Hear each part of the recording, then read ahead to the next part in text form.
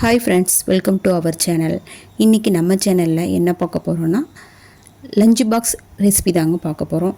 கொத்தவரங்காய் வச்சு சூப்பரான நல்ல டேஸ்டான ஒரு ரெசிபி உங்களுக்காக நான் சொல்லி தரப்போகிறேன். வாங்க வீடியோக்குள்ளே போயிடலாம். ஃபஸ்ட்டு நம்ம பாத்திரம் வச்சு பாத்திரம் சூடானதும் 2 ஸ்பூன் அளவு எண்ணெய் விட்டுக்கிறேன்.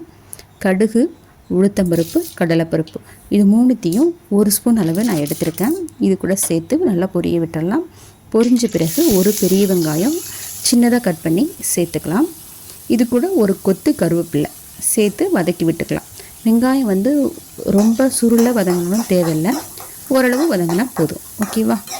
இப்போ இதை வதக்கி விட்டுக்கலாம்.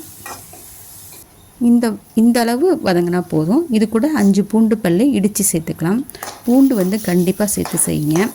கொத்தவரங்காய் வாய்வு, அதனால் பூண்டு சேர்த்துக்கிட்டிங்கன்னா சரியாகும்.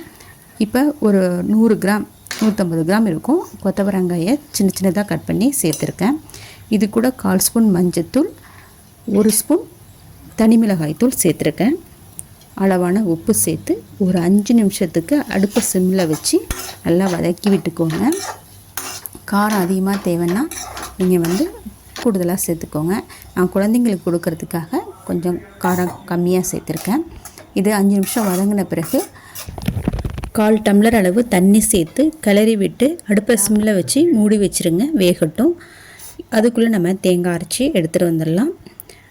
1/2 ஸ்பூன் அளவு ஜீரகம், 1/4 மூடி தேங்காய், இது ரெண்டையும் சேர்த்து தண்ணி சேர்க்காமல் கொரப்பாக அரைச்சி எடுத்துக்கணும். இந்த அளவுக்கு ஓகேங்களா? இது அப்படியே இருக்கட்டும். இப்போ காய் வெந்துட்டான்னு பார்த்துடலாம். பாருங்கள், நல்லா காய் வந்துடுச்சு. நீங்கள் இடையில எடுத்து கிளறி விட்டுக்கோங்க, அடி காந்திராமல். பாருங்கள், நல்லா வெந்து வந்துடுச்சு. இப்போ நம்ம அரைச்சி வச்ச தேங்காவை சேர்த்துக்கலாம். தேங்காவெல்லாம் சேர்த்தாச்சு. இப்போ கிளறி விட்டுக்கலாம். நீங்கள் கொத்தவரங்காய் குழந்தைங்க விரும்பி அவ்வளோவா சாப்பிட மாட்டாங்க.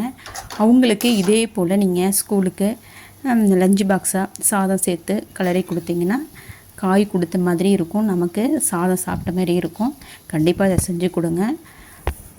இப்போ நான் சாதம் உப்பு போட்டு வடித்து ஆற வச்சு எடுத்து வச்சுருக்கேன். இதை சேர்த்துக்கிறேன். சாதம் குறிப்பாக உதிரியாக இருக்கணும், அப்போ தான் சாப்பிட்றதுக்கு நல்லாயிருக்கும். இது கூட மல்லி இலை சேர்த்து நம்ம கலந்து விட்டுக்கலாம். ஓகேவா? இதுமாதிரி நீங்கள் கண்டிப்பாக செஞ்சு கொடுத்து அனுப்புங்க ஸ்கூலுக்கு. ரிட்டன் திரும்ப வரும்போது வெறும் காலி டப்பா தான் வரும். ஓகேங்களா? இப்போ ரெடி ஆகிடுச்சு சாப்பாடு. இதுக்கு ஒரு வறுவல் வச்சு கொடுங்க, செமையாக இருக்கும். ட்ரை பண்ணி பார்த்துட்டு எப்படி இருக்குன்னு கமெண்டில் சொல்லுங்கள். பாய்.